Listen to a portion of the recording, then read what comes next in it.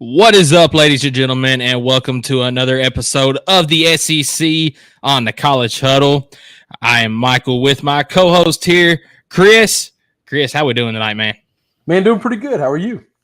Oh, pretty good. Just dodging some tornadoes over here, but other than that, everything's going good. It's another day above ground, and we get to talk some SEC football, so it's always a good day to be able to do that. But tonight, we're going to look at a couple of topics. One of them that just dropped within the last day. Another one happened this past week. So we're going to kind of look at that. We're going to start off with what happened within the last day. Comments from Brian Kelly. Are they blown out of proportion, or is it something that we really need to look into? So, Chris, what was Brian Kelly's comments? So he had a couple of comments that got through the sports aggregator. I think this is a product of people who cover this sport. It is very, very, very slow news right now. Not a lot to talk about. Brian Kelly is at a big school. He's a big-time coach. He's the winningest coach in college football right now. And I think when he says stuff, and he does tend to, say silly things or weird things or whatever sometimes. I think a lot of times it does get blown out of proportion. I'm an LSU guy, and but I'm not shilling for my guy. I just don't like when things get just completely taken out of context, right? So I'll tell you so Andy Staples, and Andy Staples isn't alone in this. He's one of many people that wrote an entire article on On3 about Brian Kelly and what he said and how he said it, and all these things. Basically, anti-NIL is what it sounded like. We're not paying players, we're not buying players, we're not buying teams. Well, let's look at some of the things he actually said, and then we'll talk about the context of it. So one of the things he's getting beat up for pretty big, and I listened to this entire interview. All right. And so I saw it in its context, and I'm not going to remember everything that he said, but one of the things I put down because it got out early was he said, we're not here to just buy a whole new team, or we're not here to buy a team. The context of that, when you hear it said like that in the day of NIL, people are asking, does he understand what he's gotten himself into? Does he know what college football is today? Hold on. If you think that just because NIL has been around for 7 minutes, that this is the first time kids are getting played, you're an idiot. Okay? You have no concept of how this sport has been ran for the 70, 80 years before this. All right? So you're not arguing in good faith, and you don't understand what we're actually talking about. The context of that statement was, and I'll read it to you, was about him coming in his first couple of years. This is his third year at LSU. His first.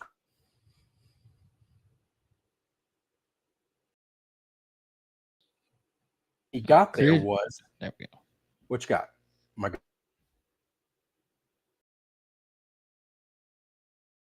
Was they played a bowl game with a wide receiver at quarterback, and they only had 31 scholarship athletes. Okay.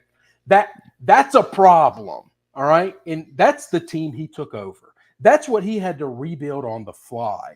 And in the context of that, he said, we can't just come in and buy a new team. That's not how rebuilding is done. You still have to recruit. You still have to deal with families. You still have to meet with parents. You still have to relate to kids. So he's not saying LSU's not in the business of paying kids or running an NIL program or buying athletes, quote unquote. What he's saying is you can't rebuild a program year one from the ground up, basically, on the fly by just buying a recruiting class or buying a new team. His statement exactly was buying a new team. Okay? Yeah, and we saw an example of that this year with Colorado. Deion Sanders, he shipped out, 56 players that left Colorado, and he brought in his whole group of transfers, and we saw where that ended up. I mean, they started off the season, 3-0, something like that, and everyone was like, okay, this is going to be great. Look at Colorado out there. And they finished the season 4-8. and the wheels had just completely fallen off by the end of the season. So Brian Kelly has got a fantastic point there that you can't just buy a new team to rebuild, because we've already seen that did not work out in Colorado. And here's the thing. I understand that his answer in the context of the question and everything, that's boring. I can't write a full article and a total piece about something like that. That takes work and nuance and thought and energy and effort, and I'm not smart enough to do that. Let's take this one clip of part of the thing that he said, completely out of the context of the question that it was asked, and let's write an entire piece about the new age of college football and how Brian Kelly just doesn't get it, and he doesn't understand that kids got to get paid. Yeah, that. And you see so much of that nowadays. Just one little clip from an interview, from a press conference, whatever that may be, one little bitty line in there gets clipped out and takes everything out of proportion. Because, you mentioned it earlier, LSU is probably one of the better schools whenever it comes to NIL stuff. That's right. And I don't mean to cut you off, but later he does get asked a very specific question. You guys have struck out at the defensive line position in this latest transfer portal. We went real hard after 3 guys. We really went hard after 2 guys. 1 guy we wanted, but we didn't think we were going to get to begin with. And he then says again, we're not in the business of just buying players. Okay. And I didn't mean to cut you off there, but I wanted to make sure we talked about all of this all at the same time.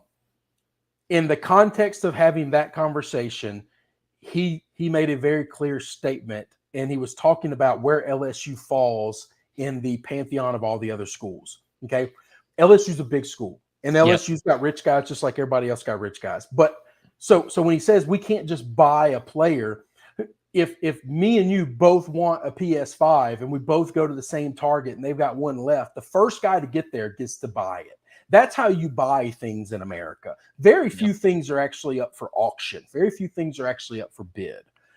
He's talking about you don't get to just say, hey, I want this kid, and then just hammer a check and get him.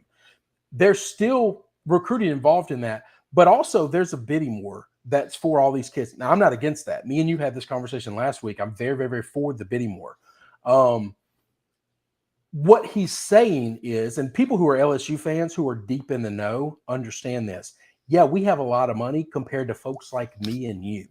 Yep. But compared to USC, Ohio State, Georgia, Tennessee, there are in the SEC, Texas A&M. Holy crap! Didn't even talk about those two. Like in the realm of the SEC, there's a reason for 100 years LSU and Ole Miss were the biggest rivals. The SEC basically set itself up where its biggest rivals all basically had. There was a lot of times a location dynamic, being we're both in the same state or whatever. But how did Alabama and Tennessee get to be such big rivals? How did LSU and Tennessee, Ole Miss get to be such?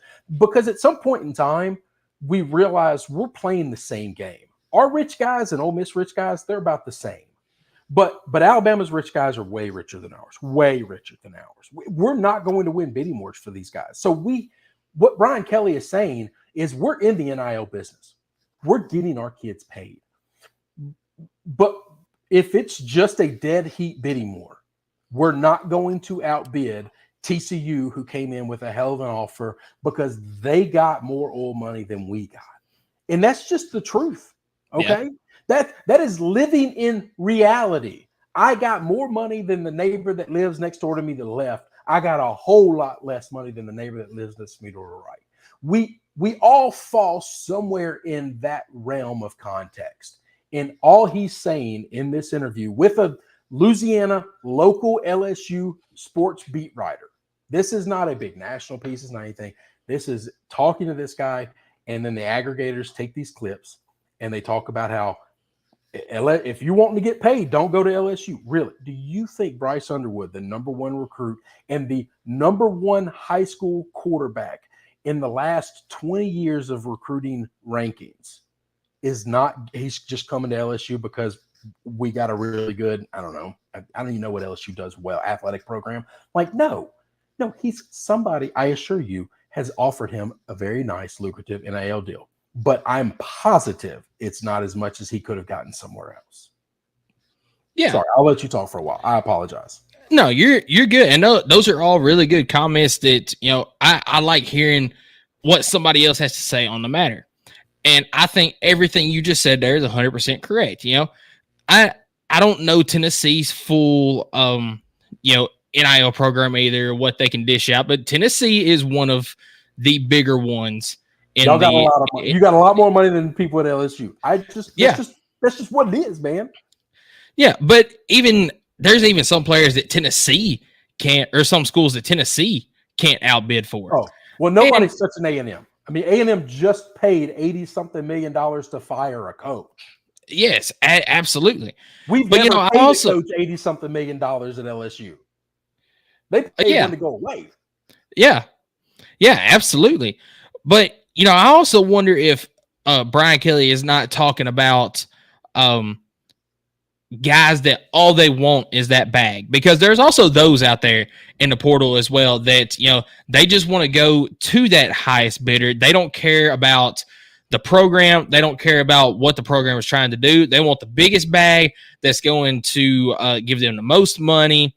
And you see, I'll take it over to Arkansas basketball for just a minute.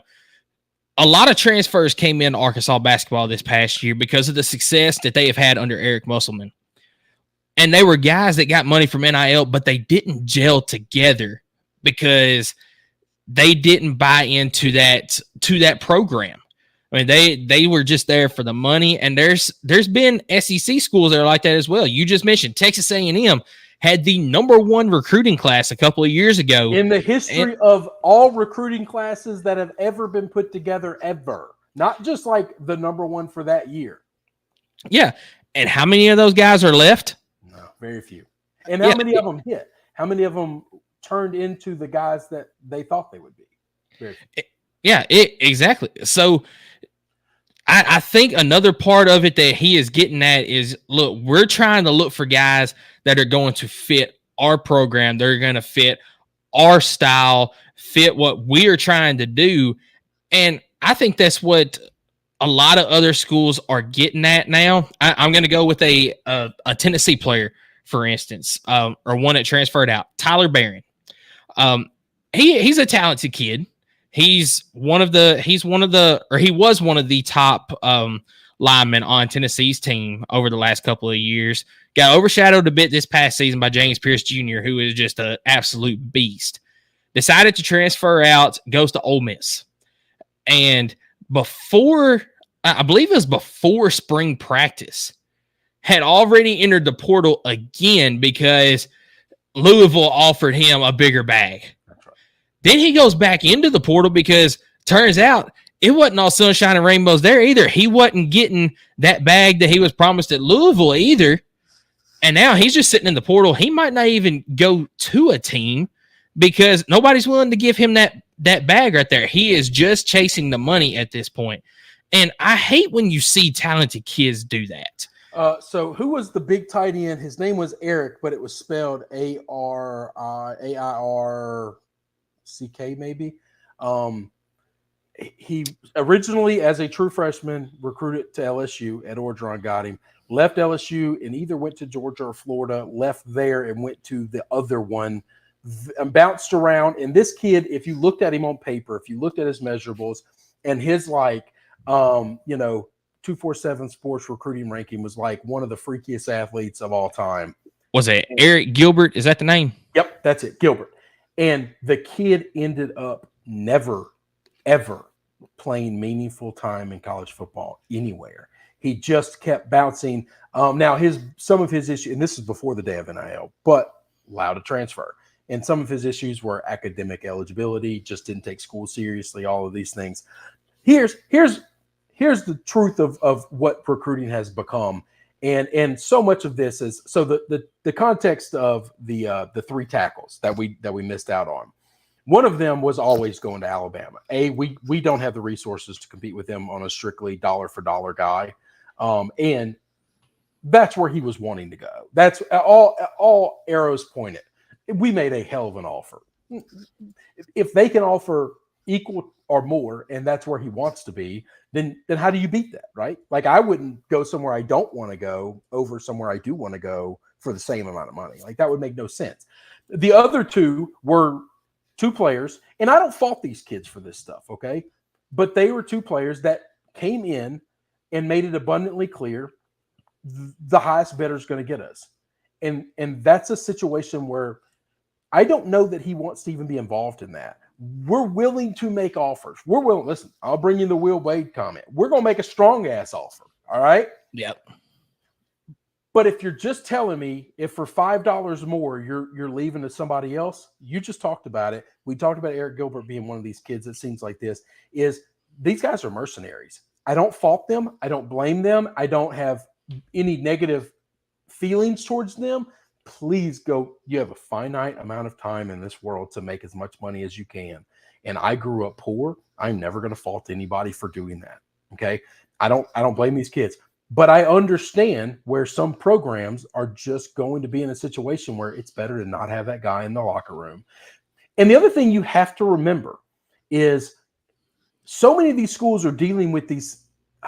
You're dealing with 18 to 23. I guess these kids are staying in college longer, 25, 27.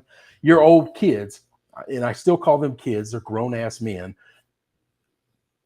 But when somebody who's played for your team for 2.5 years, and he is giving you everything he's got, and he's in the offseason, and he's got a pretty nice NIL deal, and he's an everyday player, and you're trying to get a guy that plays the same or similar position to him, and you're making these ungodly offers to that guy because he doesn't play for you. At some point in time, you're going to hurt your locker room, and you're going to turn off the kids that are already there, that have done everything right, and they've given you – I had a football coach that used to tell me all the time – I wasn't very good at football, and I'm not going to pretend that I was. But I had a football coach that used to always tell me and a couple other guys that I ran with, and they all said, look, I'll take 11 of you. He said, we ain't going to win a lot of football games, but we're going to fight like hell. And he said, the reason I like guys like you is, he said, because I'll take – he basically used this phrase all the time. I'll take 11 players that love me over 11 players with great talent. And that meant a lot to me as a 10th grade kid, 11th grade kid that had no father in my life and that kind of thing. Gave me structure, gave me stability, but gave me somebody who knew I loved him and he loved me. At some point in time at the college football, major college football level, you don't have those relationships. It very much does become a business relationship. Too much money is on the line. These coaches get paid far too much for them to only care about having kids that love them and want to buy into their system and program. But at the same time, you have to keep chemistry somewhere involved in this. Like it has to matter some. Yeah, absolutely. I mean, that's why I'm so interested to see what happens at Ole Miss this year with all the transfers that they brought in this year. I mean, they're basically going for broke, are they not? They're saying this is the year. Here's what's why I know they're saying this is the year, but they kind of did this last year too, right? And it worked. It worked great. And here's the thing: LSU did it year one. Brian Kelly came in. We had 31 scholarship athletes. Everybody else was playing with 85. He went out and hit the transfer portal. And he rebuilt our whole team with the transfer portal in year 1 year. But the problem is why was year two so much different than year one? Year two is so much different because you can't continue to survive that way. Okay? Yes. Because we hit on all of them year one. We didn't hit on them all in year two. And now if you're living and dying by transfers, it might work 1 year and might fall all to pieces the next. Our entire defense was thrown together year one with transfers with Brian Kelly, and it looked awesome. It looked like every LSU defense I've ever seen, or most of them, a lot of them. Year two, the statistical worst defense. Multiple games we played where the other team didn't punt. Multiple games. We had the number one offense in college football, and it wasn't particularly close. And Oh, we lost exactly. several football games because the other team did not punt. And I'm not talking about just Ole Miss. I'm talking about Arkansas in the second half. Not a particularly elite group of athletes up and down that roster on offense. They struggled to score against a lot of teams, not against us. And in the second half, they didn't struggle at all. Yeah. We didn't make us stop. Yeah, so that's where I'm interested is to see what Ole Miss is going to do this year, and it might work out fantastic for them. But I think, just like you said, if they continue on that trend, things are going to go the opposite direction in Oxford. Well, eventually, one day, I think it will. But I'm Yeah. not as an LSU fan, I'm not worried about all the noise coming from Brian Kelly's thing. I don't think that the game has passed him by. Everyone's saying, oh, well, he thought, you have to recruit differently at Notre Dame, which you absolutely do, by the way. Yeah, you do. That what he was saying at Notre Dame is not a lie. You have to recruit at Notre Dame differently than everywhere else. But he's trying to bring those tactics here to LSU. No, he's not. No, he's not. He has recruited unbelievable. The only person that recruited better than him was Ed Orgeron until he quit working. You quit working, you get fired. Yeah, and Brian Kelly, no matter what your opinion is about him, because I'm not going to say that I'm a huge Brian Kelly fan. I'm not going to say that I'm not. I mean, I'm kind of neutral on him, but the reason he has been in the game of football for as long as he has, the reason that he is the active winningest head coach in college football is because of his ability to adapt to different situations. He had to adapt to the differences in recruiting at Notre Dame and recruiting at LSU, along with having the added transfer portal, the NIL. Brian Kelly has done a fantastic job at LSU with working with what he had to. You mentioned coming in, they only had, 31 scholarship players? 31 scholarship athletes in a world where everybody else was playing with 85. And he turned that roster around that year one, and we won 10 football games. Yeah, and he did what he had to do with that transfer portal. And then all he did was go out and he hit the recruiting trail all that next year. And it helped him out some. Granted, you mentioned not the greatest defense over the last couple of years, but a fantastic offense. I do think that you give Brian Kelly another year or two, he's going to have LSU where it needs to be on the defensive side of the ball. It takes time with recruiting. All right. Pre-transfer portal, pre-NIL, it's a whole different story. You've got coaches that they come in and it takes them a minimum of 3 years to try to turn a program around because you've got to get your recruiting class in there. You've got to get your guys in there. And if the previous head coach left you in a bad situation, you're just screwed until you get those guys. And you might not ever get the time that you need to get your guys in there. I think Billy Napier is going to struggle. We talked about this last week. We talked about the schedule coming up. Billy Napier is going to pay the price for Dan Mullins. And I think that's a shame. I think Billy Napier is a hell of a football coach, and somebody's going to get a hell of a coach when he's gone.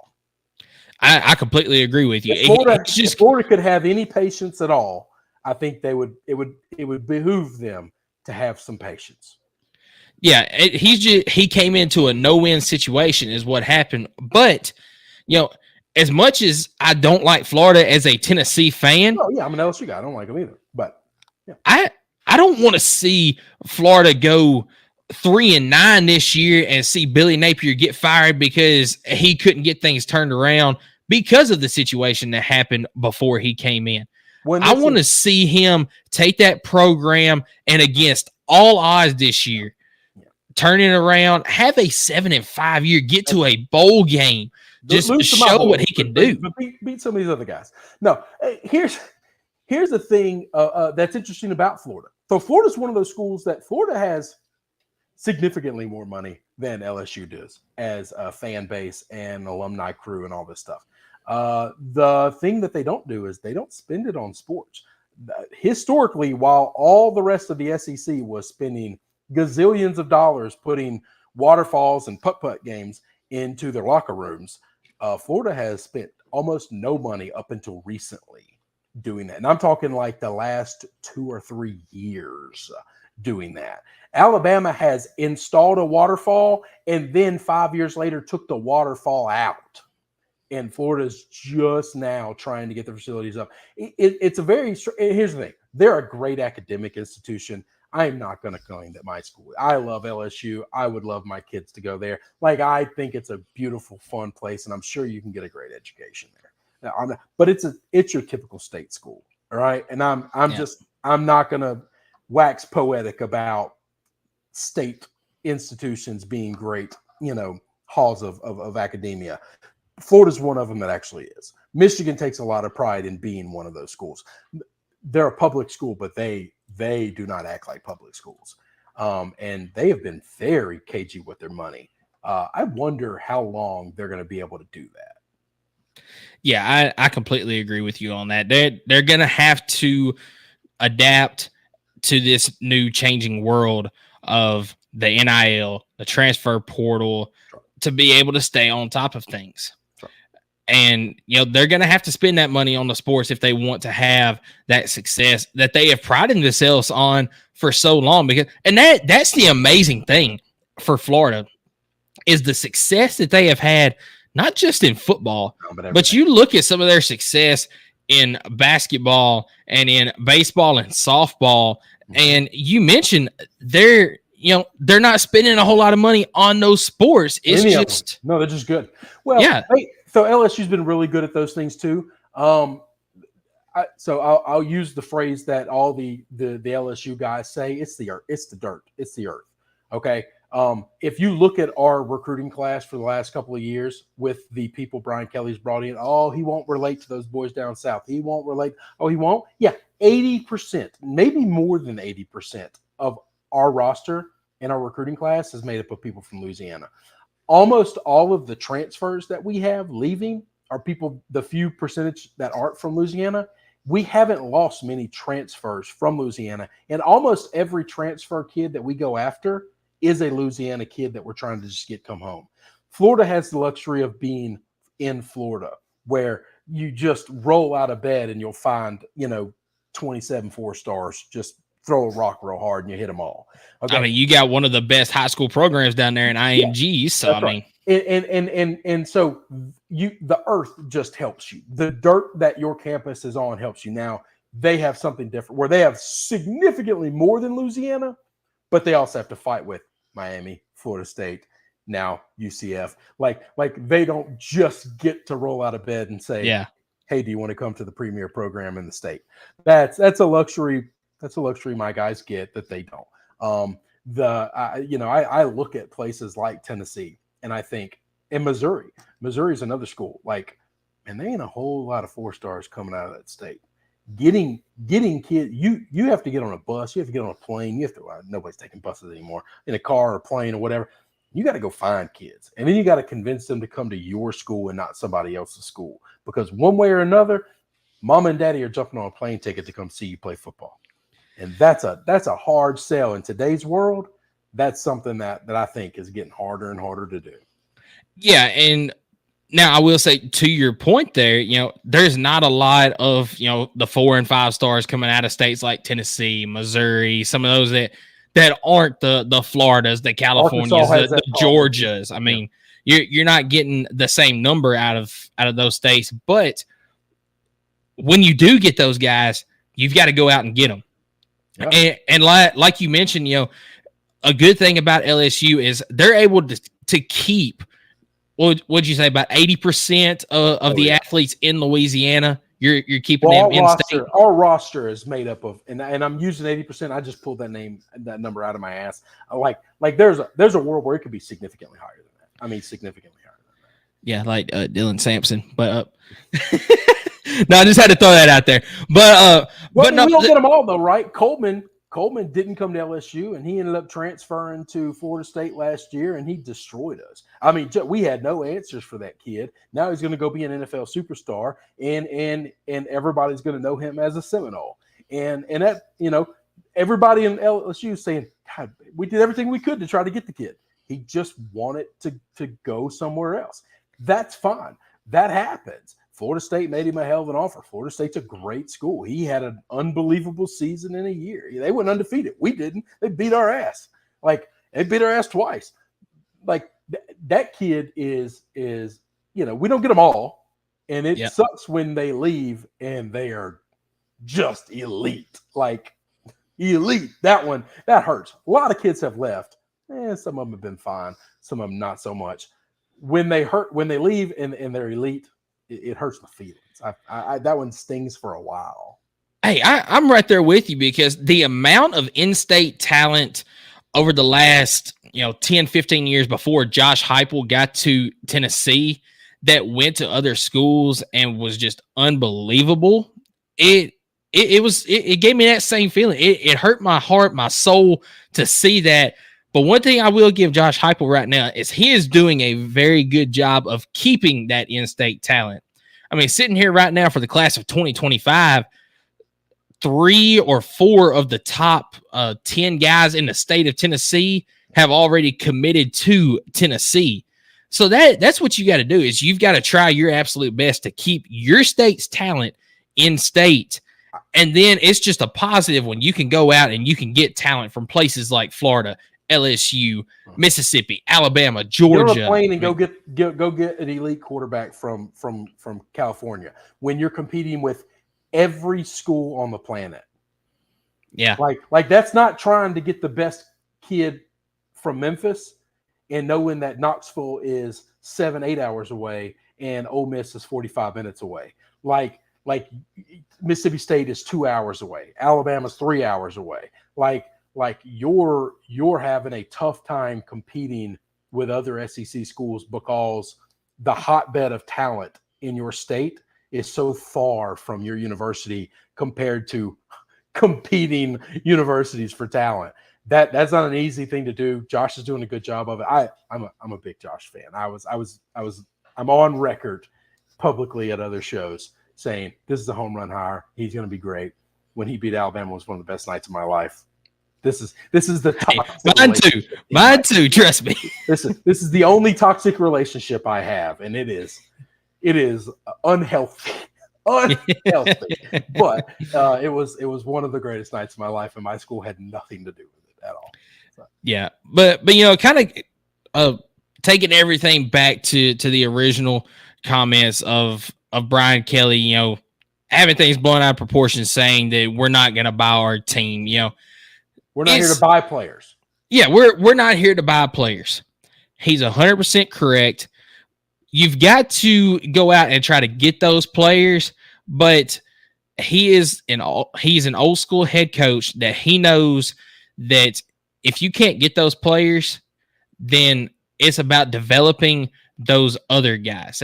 That's the big thing that some of the younger head coaches have yet to learn is you can go out and you can buy these big name players, but if you can't develop them or develop young guys in recruiting, then you're not going to have that success that you need. And, I'm going to flip it back over to basketball for just a minute because I'm a huge basketball guy. I love football, but I'm a basketball guy at heart. Rick Barnes and Dalton Knecht. If Dalton Knecht goes anywhere besides Tennessee this year, does he have the same success there that he did at Tennessee? I really don't think so, because Dalton Knecht was developed by Rick Barnes. He had a fantastic offensive game, but he wanted to have his defensive game developed so that he could be a better draft prospect for the NBA.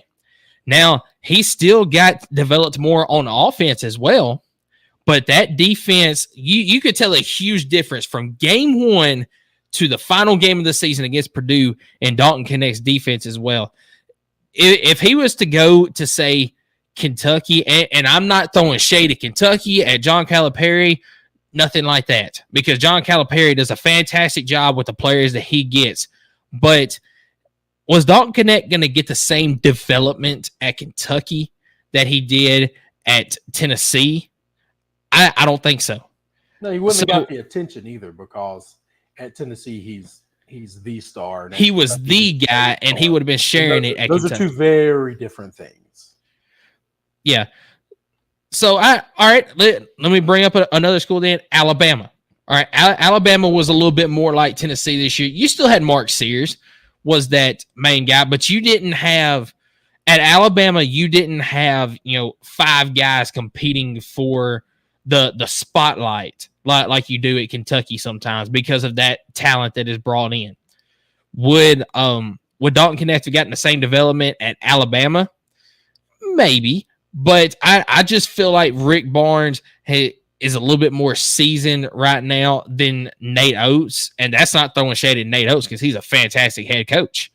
But there's different situations for each player, and I just don't feel like Dalton Knecht would have gotten developed by another coach like he did Rick Barnes, and that goes the same way with football players.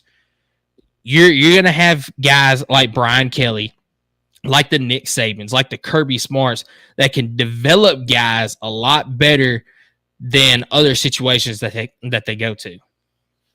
I know I kind of went around the world with that, No, but it's all right. But no, I agree. I think there's going to be more about chemistry, and I think you're just not going to get everybody. When recruiting was done without NIL, and you were just paying kids under the table and buying cars for moms and paying light bills for dad, like all of these things all still happen, and you didn't get all the kids. Like this is something that nobody ever talks about.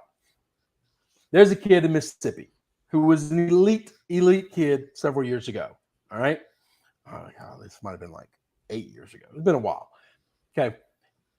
That was wanted by everybody to take a visit. His mama and daddy supposedly gotten, and there's some people connected to Auburn and Ole Miss that I know that gave me these numbers. But his daddy asked for $25,000 just to take a visit. And he ended up visiting 3 schools, Auburn, Ole Miss, and I don't remember the other school. But he visited 3 schools and apparently got money from all 3 schools just to take a visit. And he ended up going, I think he ended up going to Ole Miss. Today's world in NIL, and that happens times, I don't know, 45 kids, 20 kids. I don't know how many kids you're paying just to get on campus, just to hope that maybe they come to your school. I can't tell you how many cars get leased to parents, and then as soon as their kid picks somebody else, the lease gets revoked and somebody comes and repossesses the car. Like, this thing used to happen all the time, and there was waste. I hate when people bring up all the money all those kids from Texas A&M got, and they got nothing for it. Well, think about all the millions of dollars that got pissed away on kids that never even came to your school.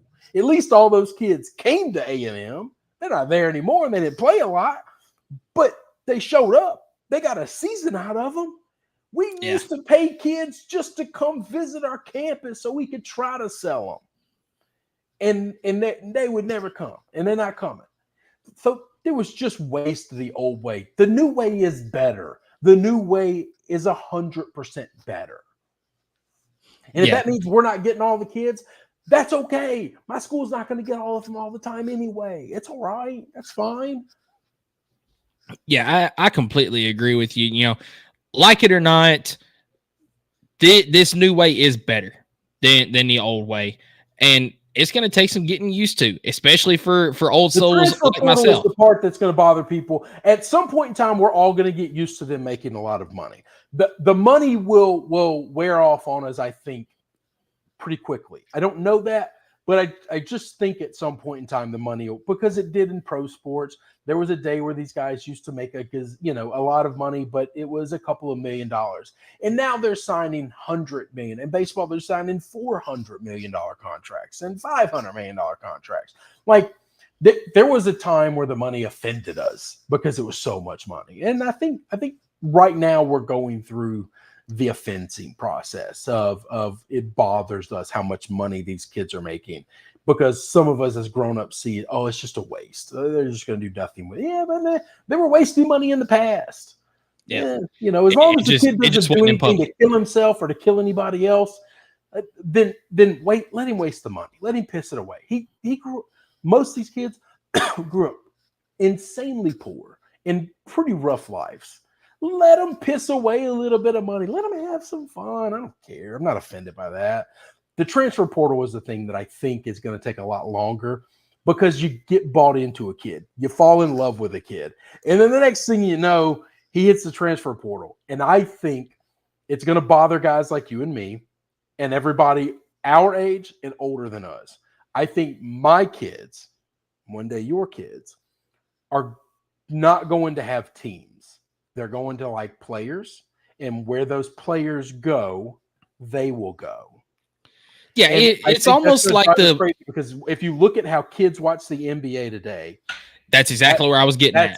That's what they do. Nobody is a Cavs fan. They were a Cavs fan when LeBron is there, and then they went to a Heat fan, and then they became a big Cavs fan again. And then now they're like, this is just the way younger kids are going to know this sport, and they're not going to fall in love with LSU the way I fell in love with it.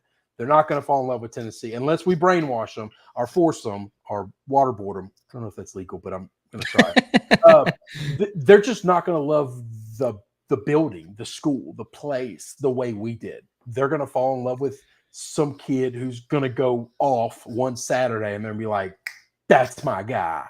And then next year he's going to transfer somewhere else. And he's going to be like, Dad, I need that jersey now. And then he's going to transfer somewhere else. And Dad, I need that jersey now. And then he's going to get drafted. And then he's going to need that jersey. And that's how their fandom is going to look. Maybe I'm wrong on that. I'd like to be wrong on that. I don't think you are wrong, because that's exactly what I was getting at. It's going to get to the point where it's going to be like the NBA, the NFL, other things like that, where all you do is follow that player. I mean, you've got guys like Kevin Durant. It seems like every other year he's going to a new team, and you've got I'm going to lose over here, and then I'm going to lose over here, yeah. And then I'm going to lose over here because I'm a loser. But you've got people that are going to follow him that whole time. They're not going to like the team, but they're going to buy the jersey because he is playing for them. That's my guy. That's my guy. I've got guys in the NFL that are like that. Okay, I grew up a Patriots fan. I felt the first love I ever had that wasn't my mom was the Boston Red Sox, and then Larry Bird was introduced into my life, and then it just kind of happened. And then I married into a Cleveland thing, which is a weird thing, and I was just in love with Joe Thomas. I mean, he's just my favorite player that wasn't Tom Brady in my life. And so I was like, okay, these are my guys. And they played at the same place for 20 years. And I felt very fortunate. And when Tom put on the Bucs jersey, I didn't feel betrayed. He gave me 20 years and 6 championships.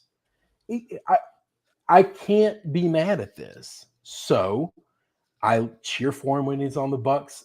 And as long as he's not playing the Browns or the Pats, I want him to win all the rest of his games. And that's how fandom has evolved. I still love my teams, but some of these guys are going to transfer away, and I'm going to want good things for them. Yeah, I don't want to be my team, but I want good things for them. I don't hate these kids. I don't have like I said, some of this is I'm an older guy though. All right. So like I'm 41 and I hate coaches and I hate the people who make the rules because I think those are always the bad guys. The people who actually have real power. They're the bad guys, not some 19-year-old kid that is chasing tail and being a rock star for a couple of years on a college campus. I'd kill for that life. That life I'd have done anything for. I wasn't close to it. So I can't hate that kid for that. Yeah, and I'm with you there as well. You know, I want these kids, whatever situation they're put into, I want them to succeed. I don't have any ill will towards them. There's some situations I'm not as happy with. You know, I brought up the whole Tyler Barron situation earlier. You know, he gave his all for Tennessee while he was here. So I appreciate what you gave us. But then all the other stuff happened where, you know, you go to Ole Miss and you get offered this bag. Then all of a sudden you're in the transfer portal again because that bag didn't come true. Louisville's offering you this one. Then you enter again because you didn't get that bag from Louisville. It's one of those things where I'm like, come on, man. It didn't hurt. Here's the thing. It didn't hurt Tennessee. And exactly. It really didn't help him. And all you can hope is that kids look at guys like him. Kids look at the Eric Gilbert situation and they say, look, At some point in time, you're welcome to transfer. It is free, it is legal, it's available, and somebody's going to offer you some money, and maybe they offer you more than what we can pay you. But you got to make up the decision of, do you really think this is worth it? Is it better? And some of these guys get on these teams. Look, I've been a part of teams before that I hated these guys, and they hated me. Okay, they didn't like me, and they made fun of me, and I was tough to be around, and that's fine. It didn't work out. That's okay. We talk about chemistry. If chemistry ain't good, I might not be transferring because somebody else is offering me more NIL money. I might be transferring because I'm sitting behind a guy and I got a lot of snaps last year, but I wasn't the starter, and I'm not going to be the starter this year. And I want to go play, or I just don't fit in with these guys. And you might be an elite offensive lineman, but an offensive line situation is not one of those where I can just be elite and the other four guys can be just complete mooks, right? Like that's a bond. That's a relationship. Those guys are closer than any five people on any football team I've ever been on. And if you feel like you're the odd man out, go somewhere where you can feel at home and be comfortable, because that's a position group that you just can't do your own thing and it be fine. You don't get to be an edge rusher that just says, I'm just going to get the quarterback all day long. Like that, you don't have that luxury. You have to work together as a unison. And so I think I want to give some of these kids, let's forget giving them the benefit of the doubt. I shouldn't have to. Go get your money. Do whatever makes you happy in life. All right. We only got a few good years on this earth. Okay. Do whatever makes you happy. As long as you're not hurting anybody else, I don't care. I don't like so I'll get on to Brian Kelly a little bit for this. But some of this, I hate that we do this in society. I hate that we change words because certain words bother us. Is what you say in the exact same thing as what you meant? Yeah. Then it shouldn't matter what words you use. We should all be grown up enough to handle the words appropriately.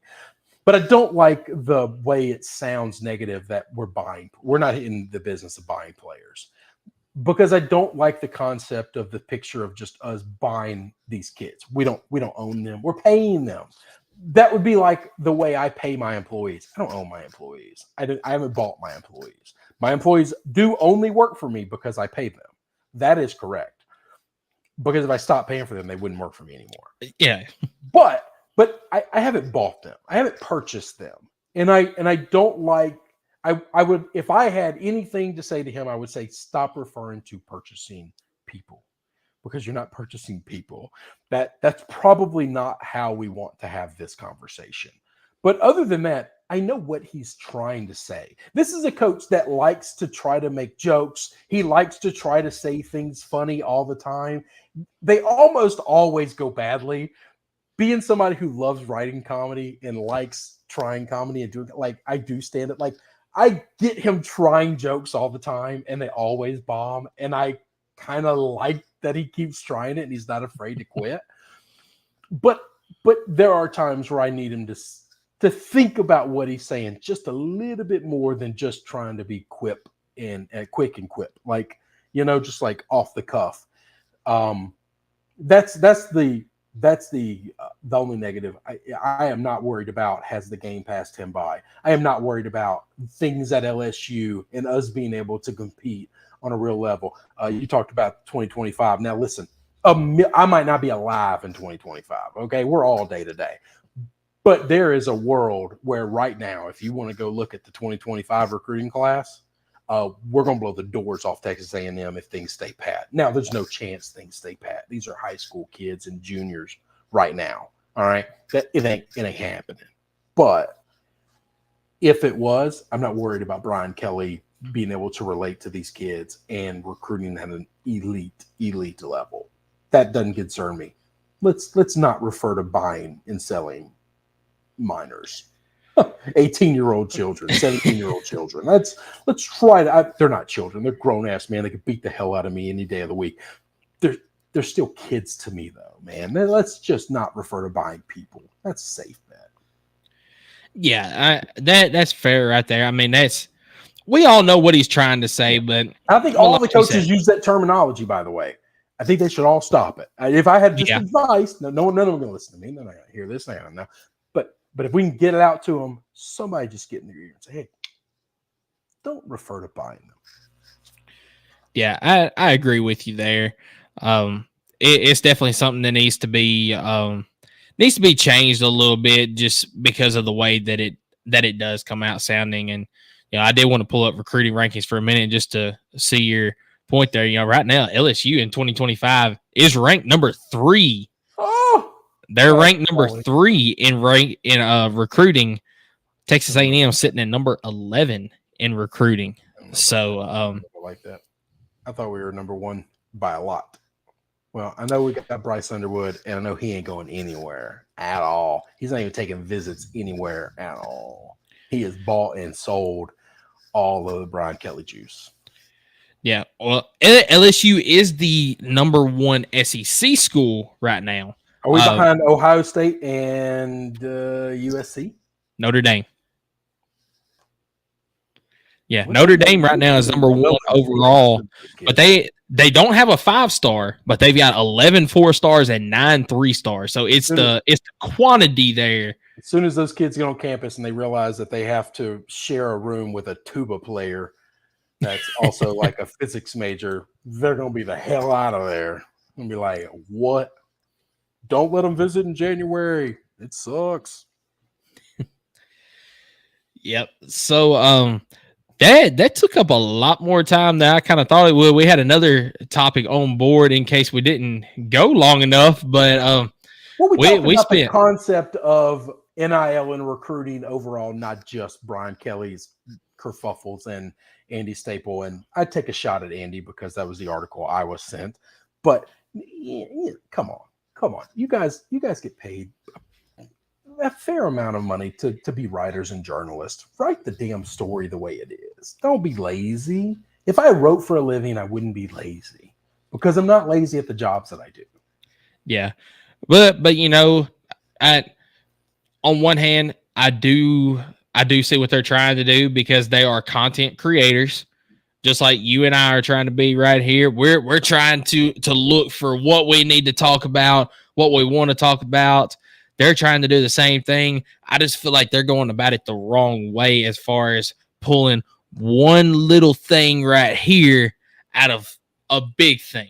The very first quote bothered me because it literally he was being at the very first question out of the gate was, you're going into year 3. You took over a team that had no talent, no scholarship athletes. How has the rebuild gone? How does it work? How do you feel? And he simply said, well, you can't just come in and flip a light switch on. You can't just turn the roster over in day 1. You can't just come in and buy a whole new team. That's the first quote. And they were just, you can't come in and buy a team.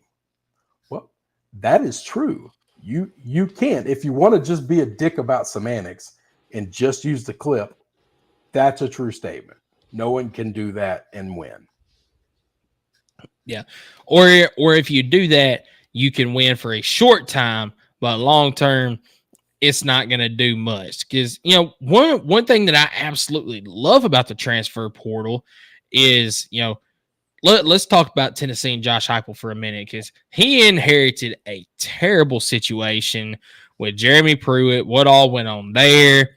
I mean, Tennessee, if they did not, if the presidents, the athletic directors, all that, if they did not clean house and not completely cooperate with the NCAA in everything, self-imposed things and all that, Tennessee would have been in a very bad situation with the NCAA. Things would have been a lot worse. But Josh Heupel, because of the transfer portal, was able to come in. He took players that were there, but also brought in a bunch of transfers. In his first season at Tennessee, goes 7-6. And then in year 2, he's still trying to work on bringing in recruits, but he still got those transfers. Goes 11-2 in year 2.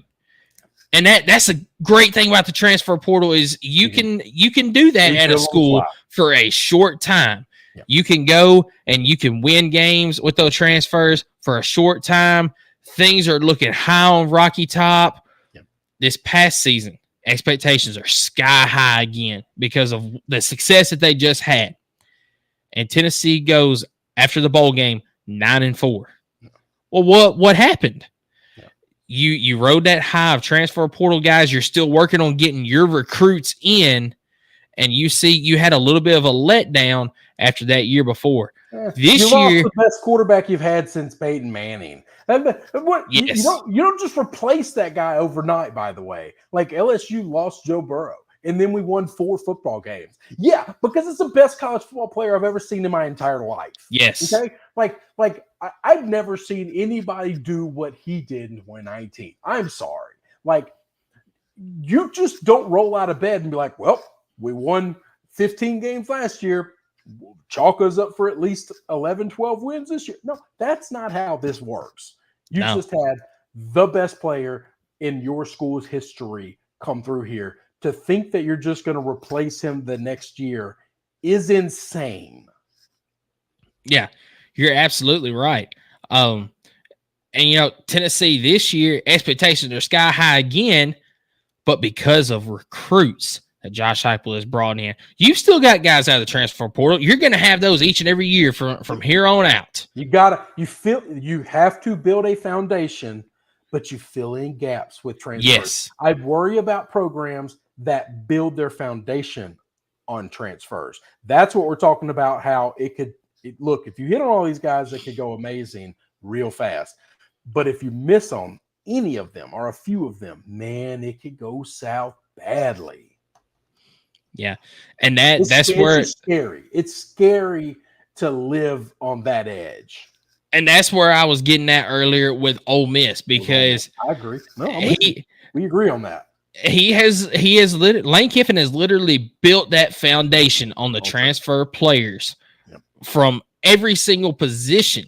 He's brought in some recruits, right. But the majority of his foundation is the transfer players. And I'm wanting to see where it goes. Maybe not this year, because I'm of the belief that this year Ole Miss is going to have a fantastic year. I think that they will probably be one of the SEC teams in the 12-team playoff this year, based on their schedule and the way that things are going to play out for them. They got to hope that the success they have this year carries over to more transfers willing to come in the next year. That's all they have. That they have to hope for that. They just have to. Yeah, absolutely. So that's where I'm interested to see is what happens down the road. Yeah, I'm excited to see Ole Miss. Like I said, they're a team that there's so much curiosity with them. They are the team that I'm most curious about. Yep, I think I agree with you there. So, pretty good night recording tonight. Still. Hey, you made it through. You get blowed over. Everything looks fine from this end. I'm not there living in it, so yeah. Right now we're still in a little bit of a break, but not much of a break now. It looks like starting to ramp up again, but it's supposed to be going on all night, and I believe your area is probably going to get a little bit too. Yeah, I mean, we've got some that are supposed to be coming in around 1 a.m. Listen, I'll just be sleeping through it. My dog is going to be upset. I'll just go to the guest bed, let him have my spot. I'm going to roll right through it. Yeah, but I do want to say before we get off here, a prayers up to all the folks that have been affected here lately by the storms. They're being affected right now by the storms. I know there was a pretty bad tornado came through locally earlier this afternoon. So prayers up to all those that have been affected. It's going to be a long recovery process, not just around my area, but around the entire United States. It's been a rough year for folks when it comes to storms, tornadoes, etc. So prayers up to all those folks affected. Chris, you want to tell folks where they can find you at? Yeah, man, I'm on Twitter, Chris AV Giannini, and so yeah. Well, and you're on the College Huddle now. You're on the SEC Huddle, man. Well, if you're watching me now, then you're here. All right, like, subscribe, keep jumping in with us. We're gonna have a good time this year. Yep, absolutely. This is just the start of I'm looking forward to meeting some of the other guys. I've been watching some of the shows, and I have to watch, I basically run the YouTube with an earpiece in at work. So I don't get to play with the comments and talk a little trash every now and then. I'll run to the bathroom and sneak my phone out just to make a comment or reply on something that somebody says. But I'm enjoying it. I'm glad to be a part of it, and I can't wait to be able to jump on some other shows and have some other guys jump on here with us and keep being a part of the family, man. Yeah, absolutely. This is a lot of fun so far, and it's going to be a lot of fun down the road too. You can find myself, my co-host Skylar, on the Vol Fanatic Show. That's on YouTube, Facebook, Instagram, and Twitter. From myself and Chris tonight, we appreciate you tuning in, and we will see you guys next week.